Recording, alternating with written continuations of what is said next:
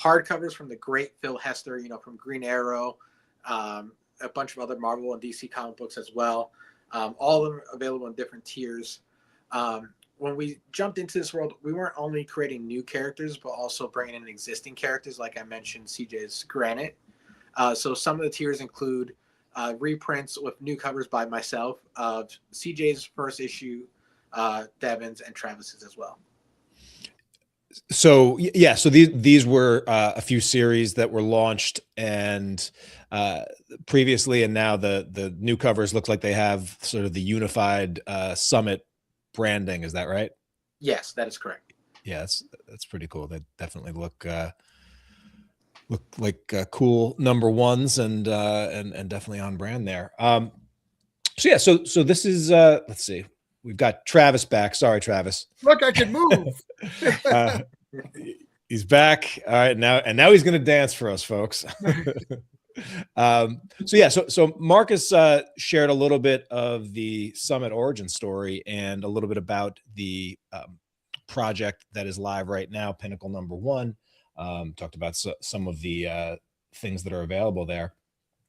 I guess where I want to start with this discussion is, I'm a child of the 90s, like some of you. The Image Comics boom was my chance to and my first experience of really getting in on a brand new comics universe, an indie comics universe, on the ground floor. And it was a lot of fun. At Superstar Creators, felt like a clear jumping on point. And I often credit that with when I started paying attention to the creators behind books, even more so than just the characters on the front of them.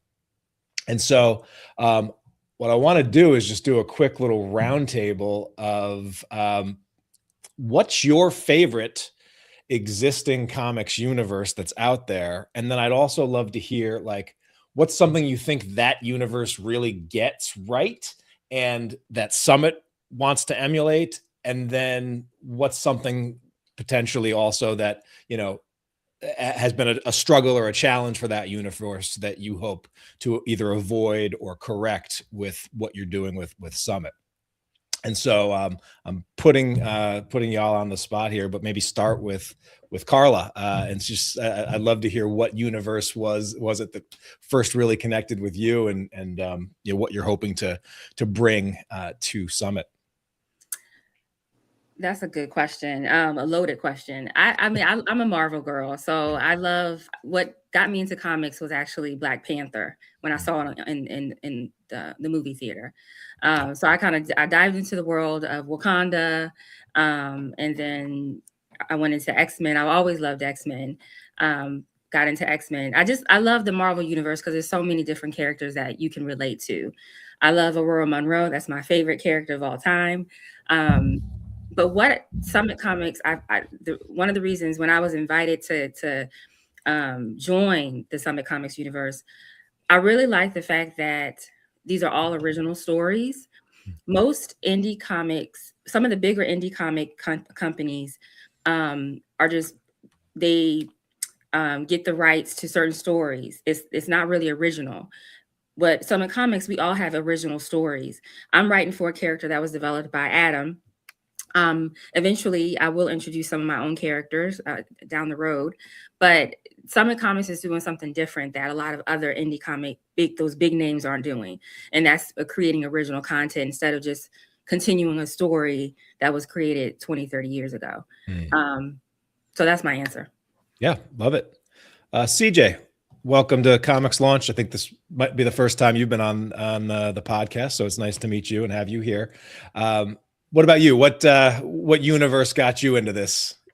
I think the original one was the Wildstorm universe in the 90s, and kind of thinking back to a cohesive universe that kind of spawned out of nothing, and I was really into it for a long time. And I think it finally hit its peak really 10 years later when they started doing the Eye of the Storm stuff and the more mature line with the Wildcats 3.0 and everything. So I was really drawn to that because every title was very different. They had a lot of different creators, a lot of different a lot of different characters, and it really kind of told me that, oh wow, it is possible to launch something totally unique. Now it's gone now, and now I'm a Marvel DC guy mainly, but I think that's really what attracted me to this idea, was that, oh, you can do this, you can launch something totally new and make a whole universe, and that's what really got us going. But making it so that we all had ownership of our own characters, could drive our own characters forward editorially and creatively, but still have that shared sort of cohesive universe, like Marcus was talking about, where really this just started as an idea where Travis was launching a character, and I had launched a character, and I was like, God, why don't we just at least have common branding? And then it just kind of exploded into, well, we could be in the same universe. We don't always have to hang out, but why don't we just be in the same universe together? And that's kind of where we've come to now, and it's really exciting. Yeah, I love that. I love that. We talk about how the indie comics community is a community, and how the Kickstarter community is definitely a powerful one. And it does seem like there's a lot of opportunities to even cross-pollinate even further. So, and to draw people in and cross-promote people's series and characters. And there's always something, I think, great about the shared universes of maybe many of the existing superhero universes, in just that the idea that any given issue, someone might turn up that you might not expect.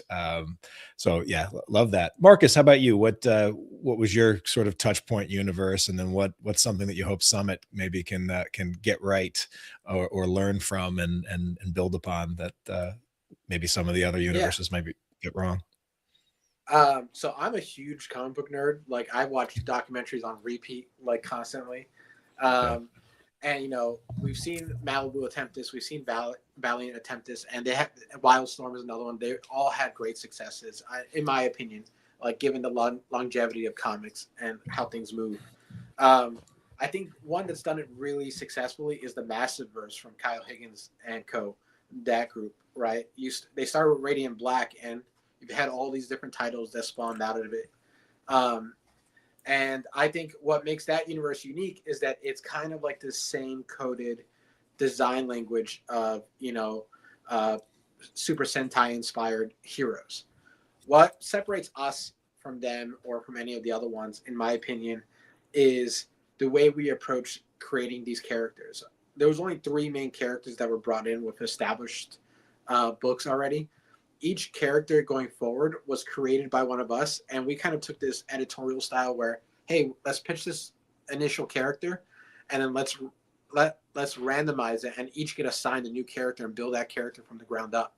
So when we're doing that, I got to pick. I created a character, and that was given away, and I was given Killstrike, and I got to really embed myself into this character and really get to know what kind of world is he from? What kind of city is he from? What's his backstory? And I think that's what's setting us up, is that we're growing with these characters as we develop these stories. And yeah, I think that's what makes us special.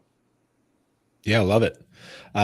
Travis, anything to add or challenge or offer that on this topic that hasn't been covered yet? Yeah, absolutely. There's a whole bunch, actually, kind of our core principles, because it doesn't really tie to a universe per se. My favorite is Marvel, but the best comparison of what we're trying to do here is probably Teenage Mutant Ninja Turtles. So if you don't know, Tales of TMNT, when they came out with those books, all those creators created characters to go along the Turtles. So the Turtles was the main thing, but they had all these characters, but all of them were owned by the people. So when Nickelodeon bought them, they had to go and get them from the people.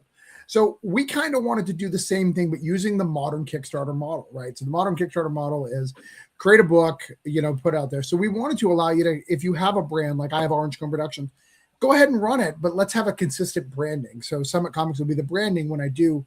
It's still an Orange Cone book inside. I'm going to still do all the shipping, all the sending, but I'm connected to something larger so I can own it. Kind of like Image does with Skybound, right? We know that Skybound is Walking Dead and Invincible, but it's part of Image Comics. Same the universes, Spawn and Savage Dragon, and apparently Youngblood's back. I don't know if Rob owns it now or not. Who knows? But kind of doing that, and then kind of rebuilding the the model from the ground up, right? We have a mechanism that we don't want to give too much away because it spoils a lot of what Carla is going to be telling you about. But we have a character that is built to add people if they want to join us who may have existing universes that we feel would be a good vibe with us, and to remove them built in, because that's never happened, right? We're not going to have an Angela Spawn situation. We're not going to have we can't reprint the Cerebrus issue of Teenage Mutant Ninja Turtles or Spawn. Like we've built some stuff in here to kind of protect ourselves, to kind of be more modern. Same thing with Pinnacle. Pinnacle #1 is hopefully a yearly thing that we're going to do. Every year we're going to come out with a Pinnacle, but it's going to be our big crossover, right? It's going to be our Civil War. It's going to be our, Crisis on Infinite Wars. It's going to be our main thing. Instead of giving you a bunch of spin-offs and 7 issues, we're going to give you a book every year of a major crossover for our universes while everybody's kind of doing their thing. The last thing that I think is super unique about the Summit universe is we have very experienced Kickstarter creators here who are doing stuff. And we've been around, and I'm not trying to say that as like a brag, but I've seen so many people who try to create superhero universes in the Kickstarter community, in the world of Kickstarter, and they're doing crossovers before they've finished a trade, right? They don't even have a trade out. They're focused more on selling shoes than they are comic books, right? They want the branding and the merch, and I get it. And a lot, especially when you talk about, because I've talked to some of the FSK universe or some of the Black communities, they never had superheroes, so they've never had on their shirt being able to wear them. So I totally get that. But we want to be stories, characters first. That stuff comes later. So we're really experienced or allowed to happen. So we've set rules up like, hey, we're not just going to willy-nilly mix these characters. Let's do it like Marvel and DC did when it started. And when they cross over, it's important and we're excited about it. We want it. And we know these characters and how they'll interact and how they'll talk. Not just, I have issue 1 over here, and then I have a crossover over here in this universe and a crossover there. Let's kind of build this from the ground up and make something special. And then we'll get our shoes and our merch and our shirts. By the way, you can buy the shirts on the website. Yeah. I mean, I obviously have some merch behind me, but right, sure. The books came first, the love came first, and you can always build up. So I think that's a great approach to take. I did want to stick with you, Travis, on something, something we end up talking a lot because you're out there. You're one of the best hype mans in indie comics and one of the most passionate folks just out there on the scene. I was pleased to see that this launch got a lot of splash and coverage in just like the more traditional comics media and beyond. Screen Rants, CBR. It seemed like your PR got some decent traction for this, and obviously the launch is already off to a good start on Kickstarter. And I know that this has been like a steady drumbeat that you've been rolling out with writing and an art contest in the lead up to this. What's your and the team's approach been to sort of building up to this launch? And obviously you've have a lot of experience with other Kickstarters and building out Orange Cone, but the chance to sort of launch a fresh brand brings the ability to bring a lot of that in and try something new. So what do you have to say about just like the opportunity to make a first impression with this brand? It's really first, and this is going to sound crazy, it's surrounding yourself with the right team. We have the best team. Like our Discord is actively helping each other. Marcus has drawn so many covers. Just I'm going to do it. We'll figure out the money later. Same thing with Brian Wolf. Countless hours of getting this. Adam Barnhart is the guy who got a lot of those interviews. Carla, the first thing she came in, she's like, where's your press packet? We gave her a press packet. This is not what we need. We need some more press packet. It's getting these people who really want to see this next level and do it. Because my goal is kind of simple. I'm going to tell you a secret here, Tyler. Our goal, and this is the goal that Mark, probably it's me, Adam, CJ, and Art. We saw that on Kickstarter, comics as average were making less than 4. On average, they were making less than 4K. Superheroes is the most dominant field in comics. Mm-hmm. So there's something wrong and there's some disconnect with the Kickstarter. So we made it amongst ourselves. One of the most important things of us is get as much marketing and press to not only build us up, but build all superheroes in the category to the 5 to 8 $1,000 platform, because honestly, that's the bare minimum you need to make a good comic is 5 to 8. So that's our goal. That was our thing. So what can we do to push superhero comics that they're important, they're needed in the Kickstarter community, that these superheroes are valued? Because there's tons of people doing stuff, right? We've got Starcross, we've got what's Dan Shear's company, Thunder Zone. There's a lot of people who've been doing FSK, Concrete. There's a whole bunch of people who've been doing these things for a long time, but they're all struggling. I don't think superheroes as a genre struggle. We just need to give it more exposure. So that was our focus, on getting as much information and letting people be involved. Because unlike other things like a Sync or a Granite State Punk, doing a contest for that has such a limited window, where if I'm saying, create me a hero or a villain, everyone has an idea. You know, every cousin, every sis, someone in your family, every time I've ever hired someone who is an artist in a comic book field has always been, I've got this great superhero idea. Do you want to hear it? So let's hear those. Let's get people excited about it, and let's do it. And I think it's a great time, because I think Marvel's on the next big upswing, right? I think Doomsday's going to kill. I think it's going to get popular again. I think we're back on that cusp. I mean, just look at Magic the Gathering. They've got a Spider-Man set. They've got a Turtle set. They've got a giant Marvel superhero set. They're doing that because the marketing tells you this is when the next rise is going to be. Love it. Carla, anything to add? I know you've really been dialing in on the marketing and just increasing your presence in the industry, which I love to see. But just thoughts for the creators that are trying to get their words out there, their ideas out there, and then how you apply some of that to a joint collective effort like this. Oh, mute. Sorry. I was Sarah Cook actually referred me to, I think, Adam. So I networking is a thing. I think people should network across culture, backgrounds, religions, whatever it may be, because you never know who's looking for, your skills, whether it be your artwork or your writing, editing. So networking is a important thing that people should add to their toolbox. So yeah, absolutely. So I want to talk a little bit about, so first of all, I love it. And I've been enjoying watching the build up to this. And so it's nice to see first just this launch come out, but then also the passion and the ideas for folks that are going to be driving this forward. And so congrats on that. At the same time, though, I think as Travis spoke to it, the indie superhero on Kickstarter especially can be a tougher sell. And while like all of us are like super passionate and like Marcus said, superhero fans, longtime comic fans, Travis will be the first to tell you that one of our first encounters was me pitching him my indie superhero series, and he's like, 10-issue series, good luck, dude.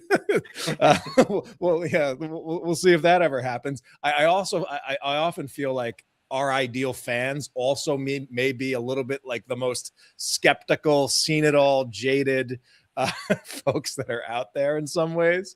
And so it may be a harder pitch to get them to jump on board a new universe. At least, I feel like, the younger kids or the kids where I was at age 14, where like, oh, this is new. Oh, I can get on the ground floor, versus the demographic that is on Kickstarter. So maybe I'll start with Marcus. What works, or what do you think can work to give those like seen it all comics fans a clear reason to jump on board and give Summit a try? Okay, so I think there's two kinds of people. There's the people who watch and want to see you fail, right? And then there's the people who watch and want to take that risk, right? That's the group we're aiming for. Winning them over, this group, is just a side effect. And when you're trying to build out a universe like this one, and separate yourself, you have to look beyond what is the typical superhero comic book, right? You want to see what people are engaged in, and how do you bring that into the world that you're working with. And I think that's something we accomplish.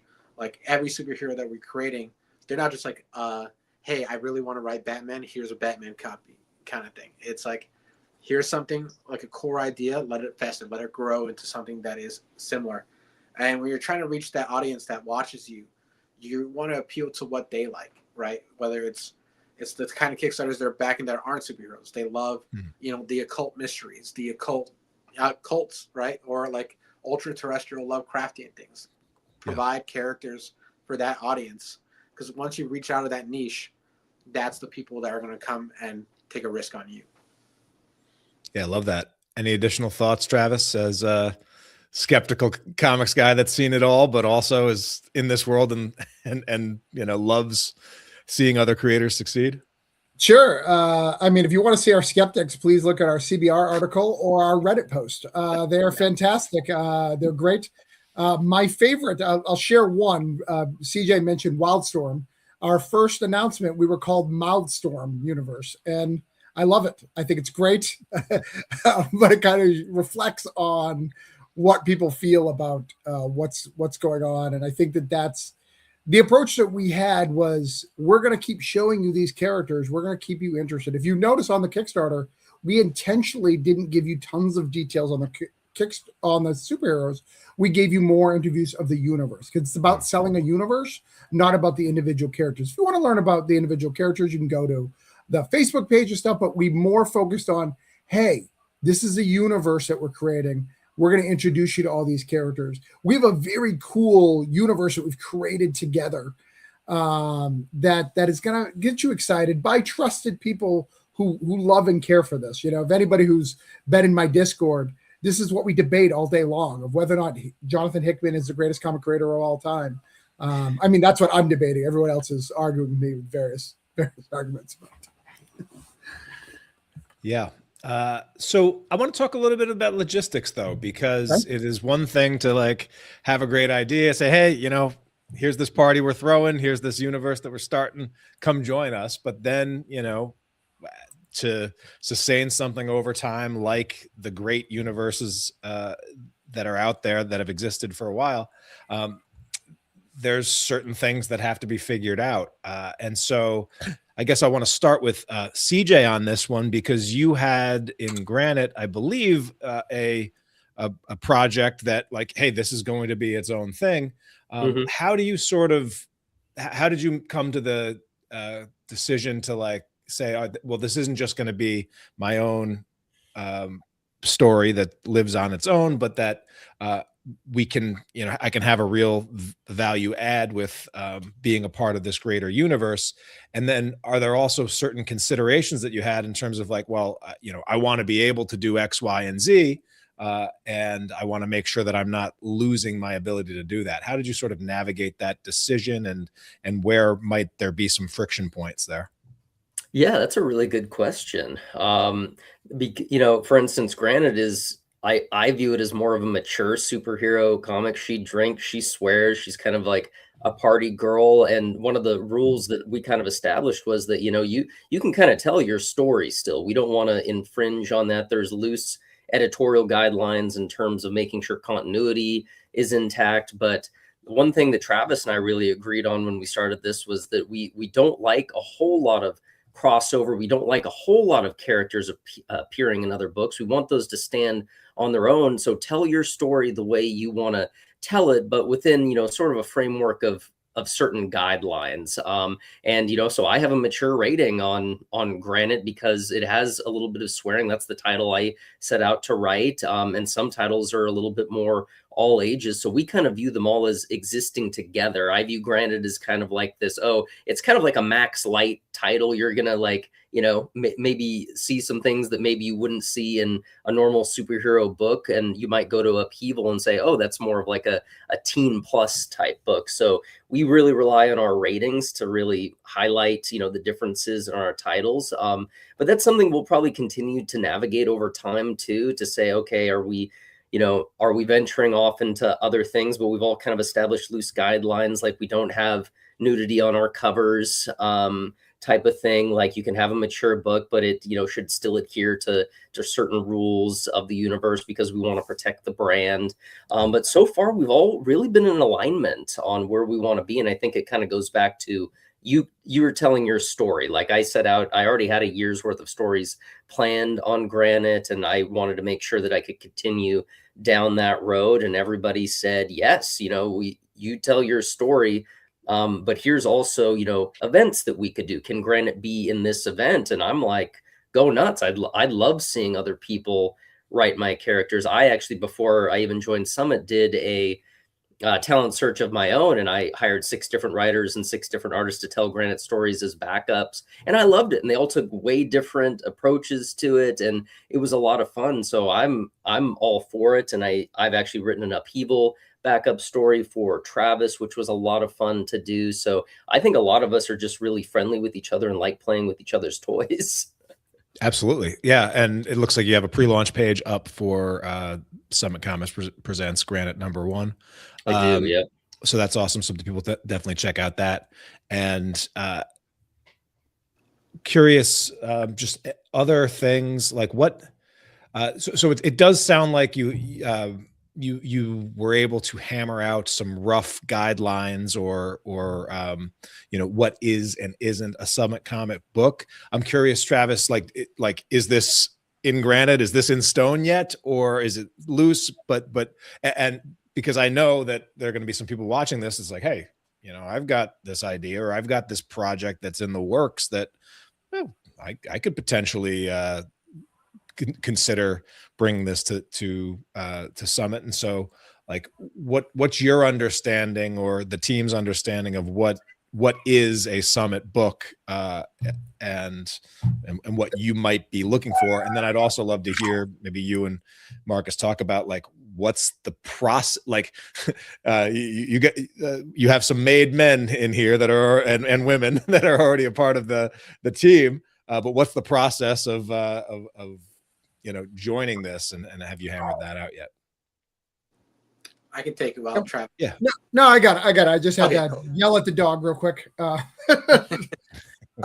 He's pitching you probably on his next comic idea. Right. So there's 3 different things to answer that. So for people who want to submit comics, we haven't really opened that. We're opening that as we go. If you are, however, if you somehow get in, like Carla's in.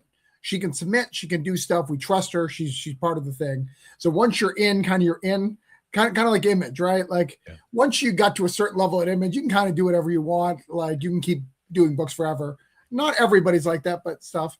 But we have 2 separate tracks for a Summit character. So one track is like a CJ of Marcus and myself, and Carla. Actually, we've successfully funded campaigns. We've successfully done things, big campaigns, shipped, fulfilled, done the whole thing. So we are more than welcome to submit a character if the character is approved and we have it in our schedule, launch it, do it. We have launch rules of how much pages need to be done, all that, but you can go ahead, sell it, and then you can use access to backlogs of some of the Summit Comics stuff. And then vice versa. They can use mine, I can use theirs. And then if we sell anything on the website, they'll get their cut, all that wonderful stuff. But the second thing is exactly what you said. Someone is like, hey, I'm new. I have an idea. This would be great. Well, we've created this thing called Summit Comic Presents. And it's kind of like a 2-in-1, 3-in-1, where we'll kind of tell stories through it. And we have some people telling some major stories, like Marcus and Carlos. Their main stories are going to be through that for right now. So it's not just for people who are starting out, but we're going to put people who don't trust that they could fund a Kickstarter, do that. Let's get your superhero out. Let's give it an 8-page story, a 10-page story. Let's build it here, find it an audience, see if it works, and then we can move you on. So we've built several tracks within what we're trying to do to allow anyone who wants to be part of it to be part of it. But we also got to respect the market, how much we can put out, we've even talked to getting in the direct market. We have a deal with Massive, so we can do that. We really want to build a catalog. A lot of people want to put the cart before the horse, right? I don't want someone to get Upheaval #1 and not be able to get #2 the next month. That's what comic stores expect. So we have to build things and build a great ship, and then we can really let loose and be able to do some fun stuff. Marcus, did you have some stuff to add? I was just gonna say, logistically, this helps us a lot, right? Because being able to both be in Summit Presents, where that's going to be running on the Summit Kickstarter, and using that direct audience is a great vessel for people to tell like a full-length story over periods of time, versus having the ability to also run it on your own account, right? Gives you the freedom to, like CJ is running Powerless, Granted Powerless miniseries right now on his Kickstarter, to move forward. Like by the time that CJ gets to that third issue, he's going to have enough of a catalog to go to the direct market, like Travis was saying, and really, push us forward in that retrospect. I think the aspect of creating a character and building it up in the Summitverse is great because we have a built-in editorial team, right? This is a multi-structured editorial team like you would see in the Big Two, right? With different editors dedicated to different types of heroes and characters and stuff like that help really spearhead and keep continuity within the universe. Some characters are more in line where the universe is heading for, like Pinnacle #2 or whatever event comic that we're doing, which is great. And having that editorial team really keeps us on track for that. But it also allows us to really not have to one-man band something, right? We're all playing to each other's strengths and weaknesses and really trying to elevate as we go forward. Yeah, I love that. Also, just put out for anyone that's streaming with us and joining us in the chat, if you have specific questions for the Summit team or things that you want to hear the team talk about, definitely feel free to share them in the comments. I'll try to ask them in this conversation. So obviously this is early on, but what happens if there is like a directional difference between creators, or like how because so much of our creativity for independent creators happens first in our head, and then if we ever actually get those ideas down on paper to share with an artist, how are certain things like run up and down the chain, or just the logistics of making sure that someone's doesn't wipe a city off the map that's in the Summit universe in one book, and then all of a sudden there's a question about what can happen next. How have you thought about how you're going to navigate those things? I'll take that one. So when I was given the character Juna, I was given her backstory, her power set. So I had a well fleshed out character that I could build on. And then I submitted the story, the 12-page story. It was edited, comments were given. Then it was taken up to the editor-in-chief, and he added his comments. So I had this story. And then there was some differences on the artist. So I kind of removed myself from that conversation. And now we're looking for an artist for Juna. So I think humility, communication, and just understanding that you're a part of a group and that it's not your story, it's Summit's story. So I think when people are in this situation where they're working with several people, I think humility goes a long way. And then just trusting people's visions for the character. So that's my little 2 cents. 100%. And Carla's an example of, we're not graded it yet. There's been meetings that I've scheduled with Carla that I haven't been able to do. We're not graded it yet. But what's great about the team that we have now is we're passionate, we care about it, and we're trying to spearhead things. Like for Pinnacle 2, Adam Barnhart is running that. He's going to pick his team. He's going to pick the characters in it. It's going to be a universe. Not everybody's going to be involved, but, and this is just probably only for you, Tyler, because you're one of the old indie heads who were reading indies before Kickstarter. We'll do the War of the Independents thing, right? Where you can have a tie-in with the thing, even though if you're not in the thing, you could throw out a single issue. There's ways to do that we've seen that are tried and true in doing it, and really just have compassion and show that, we love you. I'm so grateful of the people. I'm so grateful that, going back to Adam Barnhart, seeing this character is not a character. I love this character. It's an amazing character. It's going to be the pinnacle of our universe. It's going to be the only Summit owned character is Juna. That's the only one. I am not the person to write it. And we went to Sarah Cook. Who do you being a female, this is a female character, who do you think? And Carla coming to us, like having that humility of like, we are trying to write. We're just because it's a good idea doesn't mean you're the right person to do it. Yeah. And by having a team, we can do that and allow that to hand that over. Because I do think Carla is the right person to do that. Absolutely. And I think that's what makes us special, makes us different. Is a lot of us all have our own careers and have already made our own books, so we don't need the ego of it. Like, this needs to be my thing, right? Yeah. We can hand that over, and that's why you're seeing such good results on our marketing and stuff. Hey, go ahead and do that. I don't need to be in that pie. Let me do what I'm good at. That's why I'm the face. I've just done a lot of stuff. They allow me to be the face. They know I'm not afraid of confrontation if I need to go down that route. But also, they also know I'm a trusted name of fulfillment and of hype man and a love of this industry. So I'm the best fit for that. But I'll be honest, if you were in our thing, I don't do a lot of decision making. I'll come down and do a couple of like, here's my stuff, but it's really community and talking through it and allowing us all to do it. And like I said, I don't want to give too much away. Juna is a badass. And if someone gets out of line and doesn't work with us, June is just going to remove them. We built that into our universe. Juna is our fix to add things and remove things. She's that cool. Yeah. Well, and honestly, there is in being in this world for a while and seeing different ways to structure things, I actually do really like that you built in from the ground up the fact that there is a character that is an asset for the company itself. I do think there's a lot of challenges, even like Image Comics. Like, the valuation of Image Comics is actually a lot less than perhaps some other companies, because Image does not own any IP other than the Image logo itself, which, in boom times when everything is working is fine, but when it's when it's lean, there's a reason Skybound could probably buy Image over like several times now if they chose to, and they ended up making Kirkman a partner. But having there be something that here's an asset that does belong to this company, while we are having everything else, creators are free to build what they want to build. I think that's smart, and it speaks to like lessons learned from some other companies.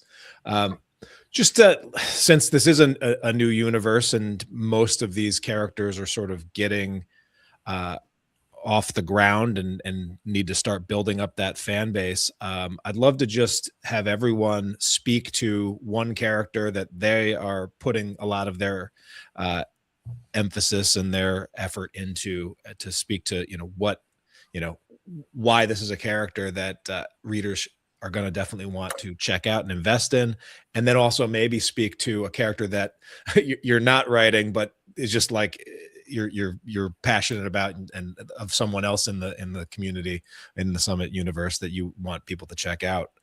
Maybe start with Marcus on this one. Yeah, it sounds like you've been drawing everybody, so you probably are well suited. Half the group so far, which has been amazing to do. Ignacio is another artist in our collective that he's drawn all these sticker formats of every character, and to see his renditions of the character. Same thing with Pete Collins has been amazing. So the character that I'm closest to is my own character, Killstrike, right? This started out originally as an Adam Barnhart idea, where it was like,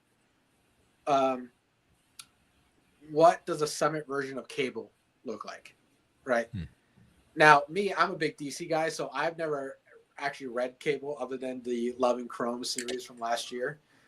So I was like, okay, how am I going to approach this character? And for me, it's like a neon noir revenge story, right? It's a character who is from a dystopian future who has to go through all these mechanical changes to help lead a revolution. And the moment he gets to the greatest success of his life, he's ripped out of his timeline into present day Summit universe and has to deal with the challenges of this universe that is filled with, I call it like the prime era of the Summit timeline, where there's the most villains and the most heroes at the same time, and how do you fit into that world? I've already drawn over a full issue of Killstrike stories, so that's down the pipeline. And I'm really taking consideration how he fits into other characters. Like, there's some characters that are really into Greek mythology, and I'm working my way into building that up for Pinnacle 2, 3, and onwards and stuff like that. A character that I've gotten to work on, but I'm more excited for others, is actually Carla's story for Juna, right? Her script is one of the best scripts that we have in our roster, right? Juna is our flagship title. It's our Superman, but she isn't just writing a Superman clone, right? She, like Juna, even though she has all these great powers and these great feats, she's not writing Supergirl. Juna is a mature title that really gets to the depth and struggles of what this atlas of a character does for our world. Like, she literally holds up our world, and when you get a chance to read it, you'll see what else she holds up. And Carla's script just speaks to me in a way that really puts us above and beyond. Like, Adam wrote the original Juna script that spearheads Pinnacle #1. I got to draw that script, and Adam and I, once we were done and we were talking about when we're going to move on to the next thing, we took a step back and like, who is at the core of this character? And Carla represents that kind of core of that kind of person. And when she came in, it was over for me. I was like, this is where I'm putting all my money, is right here on this book. No, thank you so much. Yeah, Just to give you a little that. bit of background about Juna, I have her background here. So I'm gonna read it directly from the document.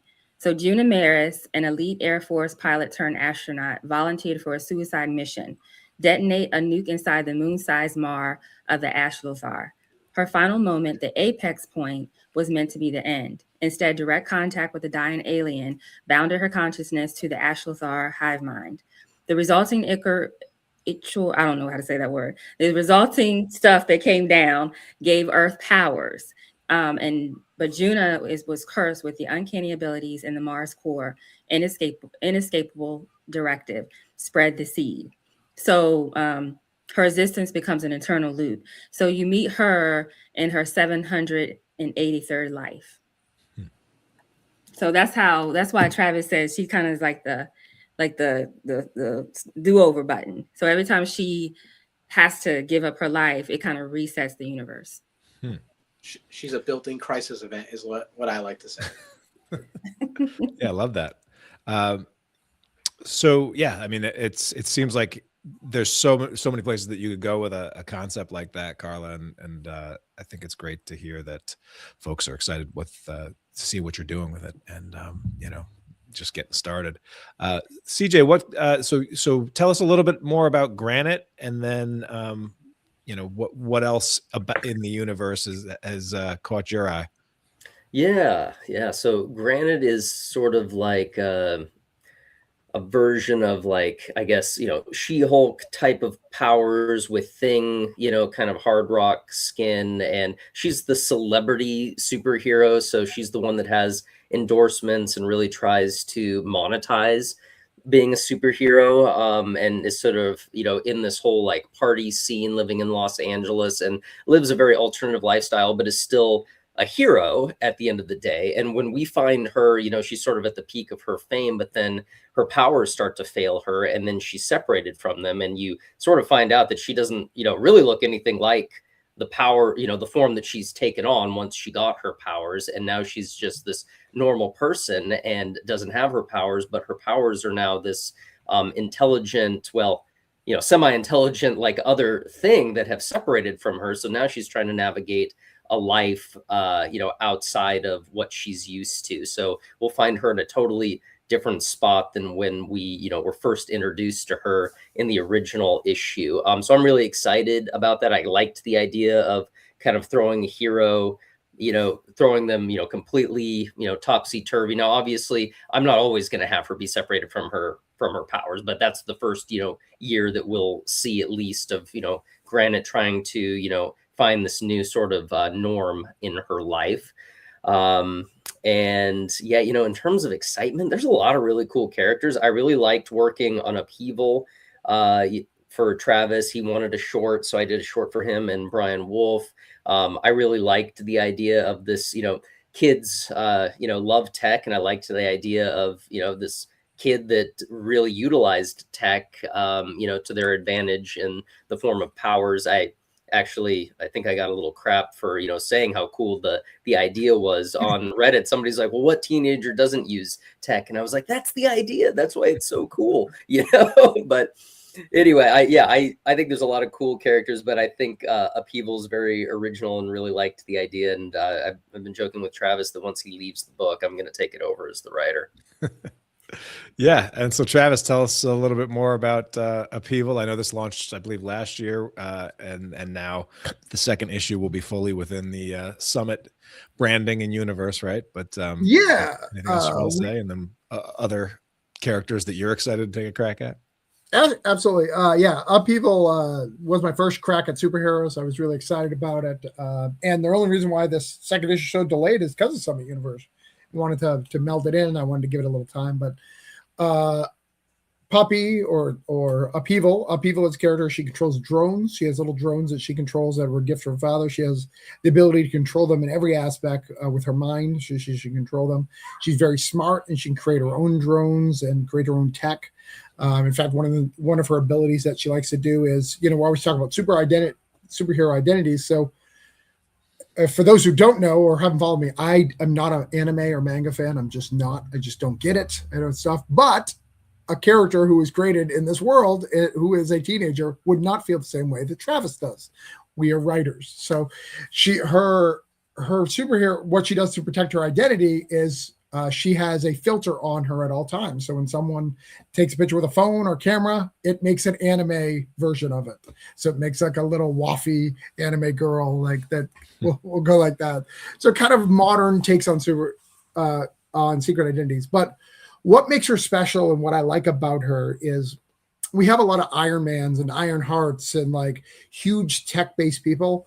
She is not that. She is very good at this particular of creating these drones and doing that, which I like her. She's low tech, unlike a normal cyborg or some of these other characters. So she's a low tech hero, which is super fun for me because we have a lot of those. If you look at superheroes as villains, right, like Blizzard or stuff, but you don't have them on the hero side. Normally, if you're tech, you could do the only one I guess would be Spider-Man. He's tech, but he also is superhuman strength and all sorts of stuff. Right. So, yeah. Spider-Man could be a hero, just a tech hero with his genius, but it is true. Like I've often feel like, and I've said it and gotten arguments about this, but in some ways, like Tony Stark's power set is similar to Doctor Strange's power set in that they could always come up with a technology solution to something. It doesn't really matter if that is real. Same with, there's another magic spell or something like that, in terms of what they can actually do. But keeping it a little bit more grounded into, actual technology or things that, really could work, I think is smart. My son right now is like obsessed with Mark Rober and like these Netflix like building and engineering challenges and things. So I think that's definitely fertile ground to play with. Yeah, I mean, you look at Reed, adding more to that. Reed Richards, Bruce Banner, even Peter Parker. They have at times been able to just fix it with everything. This character can't do that. If it's not specifically small motor drones or stuff, she doesn't know how to do that, right? She knows a little bit of tech. She's not going to be fixing it with her brain every time. She's going to be fixing it with fighting and doing stuff. So yeah, she's really fun. We just did our second issue. Second issue is showing of our universe, the catalytic event that created superheroes in our world. And I'm not making a big deal about this, is the Pulse shooting. The Pulse shooting in Orlando is really what spawned superheroes to appear. So we're using that tragedy as a catalyst for superheroes coming out of the woodwork in Orlando. And we have in the second issue heroes that are mad. The mascot is a character with a big helmet on his head. I think you have the pre-launch, a big mascot helmet on his head, and he wants to murder everybody that's part of it. And then we have people who are nicer. Yeah, if you scroll down, mascots right there. I think I have a bigger picture of him. A little bit down. Yeah, there. See, like he's very angry, but very Disney, right? It's Orlando, so Disney and mascots and stuff like that. And then we have other characters who want to do it. We have tech-based villains that are coming. So it's a lot of fun to create this universe, and I really love it. And I love that I get to tie in with everybody, but I'm making my own stuff. We introduced like 3 or 4 heroes in this particular issue, because though I'm part of the Summit universe, it doesn't mean I'm not creating my own, right? Batman villains are its own cup of tea compared to Superman villains and Spider-Man villains or Hulk villains. Like, we need to do that as part of the thing.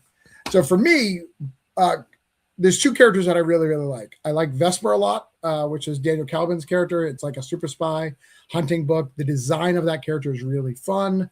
I think he's made a unique super soldier. It's a super soldier, but it kind of dealing with the repercussions of what that would actually be like, which I think is neat. Kind of little rage issues. I think that's fun. And the other one is Trench. If you haven't seen Trench, Trench is this big alien dude in a trench coat. I love him. He's so great, and everyone loves him. All of our main covers for Pinnacle, we said, hey, what characters you want to draw? All of them drew Trench. So we know that's a beloved art character and just exactly what our superhero universe needed, right? We needed a couple of characters that were big and bulky. Yeah. You know, something that people like to draw and is instantly recognizable can go a really long way. I always say, like, we knew Sync was going to be a hit when people were buying prints of Mr. Dig before the book even came out at conventions. So yeah, that's definitely a good thing to have. So yeah, I mean, this is awesome stuff. We're coming up on the hour, so I don't want to keep y'all much longer, but it's exciting to see what's cooking here. Want to do just one sort of superhero book. Give me one sort of up vote and one down vote of what you want to see more of and what people will hope to see in Summit. And then what, and what's something that we could do less of, or maybe a little played out in the world of superhero comics or even comics in general. I don't know who wants to go first. I'm putting you all on the spot, but I go first. Yeah, Carla. I was really happy to hear that they were looking for a Black woman to write a Black woman. So I wish that more Black women were given opportunities to write for Black women. For example, Storm in Marvel, I'm always say this every single year till it changes. There hasn't been a Black woman who's written for Storm in an ongoing series. We've had, one shots for Black History Month, but it hasn't been significant. And I really want more of that. So if you have a Black woman character, invite a Black woman to write for her. I love that. It sounds like this is, something that the team is very excited to see you shepherd that character, Carla. So I'm glad to hear that. Marcus, what do you have for us? Kind of in the similar vein. I'm half Dominican, half Puerto Rican, from my parents' side. So I love seeing characters like Jaime Reyes, Blue Beetle. I love Kyle Rayner. These are half Mexican or full Mexican characters. So I would love to see more Blue Beetle. I feel like his last book ended too soon for me.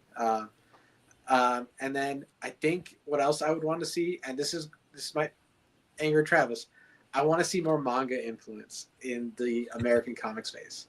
I thrive on manga. Like, it influences everything I make, whether it's on the story level or just the way I perceive art in like the cinematic fashion. And, one of my favorite books is Kagero Bachi, and it's just like this teenager who wields a katana that's a magic katana, and his dad created all these deadly weapons, deadly katanas, and now everyone's hunting for them. I would love to see more take this interesting concept and really delve into like deep heart trauma or whatever it is that you need to reach for those kind of stories. Awesome. Travis? Yeah. For me, I think give a small story to kind of tell it. I went to my kid's school to do some signing at Handle Comics. We were invited for career day as a comic creator. And that's where I really decided I needed a superhero book. I spent so much time making edgy books, right? Like Granite State Punk is very edgy, very dialogue, lots of swear words, lots of F words. Same thing with Broke Down 4 Dead Bodies. I wanted to tell, these Vertigo stuff, but I forgot the core of what I fell in love with is just comics and doing it. So I met these kids and they wanted superheroes and they were interested in new superheroes. Being able to give them upheaval this coming up year is going to be really fun. And catering to that audience, I think we are so often pushed to go, let's do something new, right? Invincible. I want to do something like Invincible, The Boys. Sometimes just telling a good story, making it lovable and making characters that can talk to people, talk to anybody, not just like people who you're trying to shock, I think still matter. Telling good stories, creating new characters will always matter. I think that's important. And people are bogged down with continuity, so let's give them something new. Love it. And CJ, how about you? Yeah, that's tough. I guess I kind of agree with Marcus and Carla on representation. That I think it was really fantastic that we were willing to reach out and find somebody new to work on the title, because Marcus and Adam could have just ran with Juna, but ultimately decided they weren't the right people. And I've been doing that a little bit with some of my comics too, and having different people write Granite, and trying to get different ideas, especially if I'm writing, stories maybe that don't deal with, my walk of life. Maybe I'm not the right person to tell that type of story. So I really respect that in comics and in creators, and not every company does that. So I think we're willing to, to try different things. I mean, you see a lot of, frankly, white men writing a lot of, comics at the big two.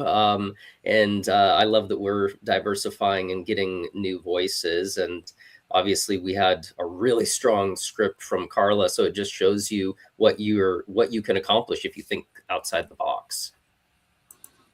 Absolutely. Yeah, I love that. And, this is an exciting venture, folks. I think you're just getting started, obviously, but the campaign is off to a great start. A lot of different entry points, from the digital deluxe all the way to some really cool high-end hardcovers. And you can also get caught up on some of the series and books that had already released in advance of this. So definitely check out Summit Pinnacle #1 and check out plenty more of the Summit universe to come, it sounds like. So thank you for joining me and for being on Comics Launch here, folks. I appreciate it.